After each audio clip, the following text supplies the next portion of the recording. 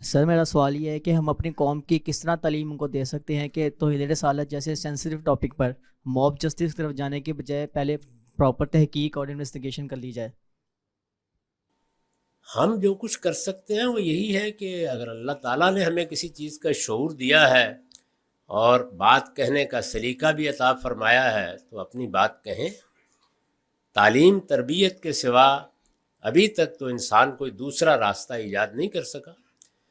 جو لوگ حدود سے تجاوز کرتے ہیں وہ بعض اوقات بزوں میں خود شعور پیدا کرنے کو پروپیگنڈا بنا لیتے ہیں۔ میں اس کو پسند نہیں کرتا۔ آپ معلم بنیے، رشد کی دعوت دے کر نکلیے، اور ہر شعبہ زندگی میں، یعنی یہ صرف دین کا معاملہ نہیں ہے، ہر شعبہ زندگی میں لوگوں کو سکھائیے کہ وہ دیانتدار بنیں، وہ چیزوں کا صحیح جائزہ لینا سیکھیں۔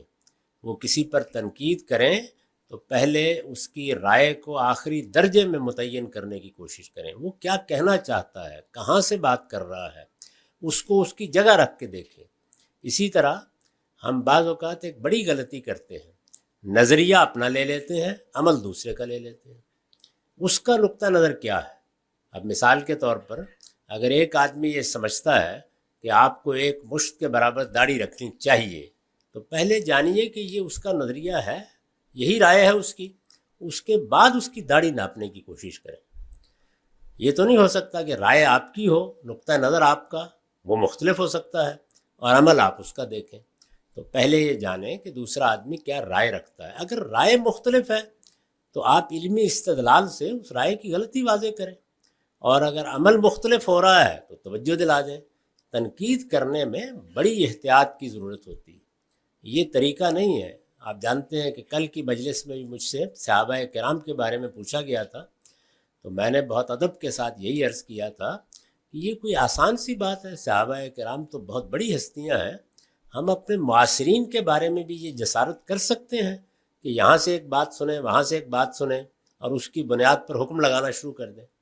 اگر ہمیں تنقید کی زبان کھولنی ہے تو پھر معاملے کی شہادت کے درجے میں تحقیق کرنی چاہیے۔ اگر اخلاقی معاملہ ہے، علمی معاملہ ہے، تو آپ جانیے کہ دوسرے کی رائے کیا ہے، بناء استدلال کیا ہے، اس نے بات کہاں سے کی ہے، وہ کیوں یہ بات کر رہا ہے۔ ہم تو اپنی ابتدائی محرکات طے کرنے سے کرتے ہیں۔ دوسرے کا پہلے موقف متعین کریں دیانتداری کے ساتھ، اس موقف کو دیانتداری کے ساتھ بیان کر دیں کہ یہ موقف ہے، اور میرے نزدیک اس میں بناء استدلال یہ ہے، اس میں یہ غلطی سمجھتا ہوں، اس کو استدلال سے بیان کر دیں۔ اس سے آپ کا لب و لہجہ بہتر ہوگا، بات کرنے کا اسلوب بہتر ہوگا، اور آپ معاشرے میں امن کے داعی ہوں گے، محبت کے داعی ہوں گے، باہمی احترام کے داعی ہوں گے۔ یہ کوئی طریقہ نہیں ہے کہ آپ اپنے بزرگوں کے کپڑے اتارنا شروع کر دیں۔ یہی بزرگ ہیں جن کے ذریعے سے ہمیں دین ملا ہے، تہذیب ملی ہے، روایت ملی ہے، یہی لوگ ہیں۔ یعنی ہم بھی تو بوڑھے ہوئے ہیں، تو کیا ہم ان کو استہزاء کا نشانہ بنا سکتے ہیں؟ بہت متباہر اہل علم ہے، انہوں نے زندگی اس کام کے لیے وقف کی ہے، بے شمار خدمات ہیں۔ ان کا احترام اور اعتراف کرتے ہوئے آپ دیانتداری کے ساتھ ان کا موقف متعین کریں، بہت ادب اور احترام اور شائستگی کے ساتھ بتائیں کہ اس موقف میں کیا غلطی ہے، اور اس طرح لوگوں کو آمادہ کریں کہ وہ بھی اسی طرح سیکھیں اور اسی لب و لہجے میں بات کر کے اپنی بات کہیں۔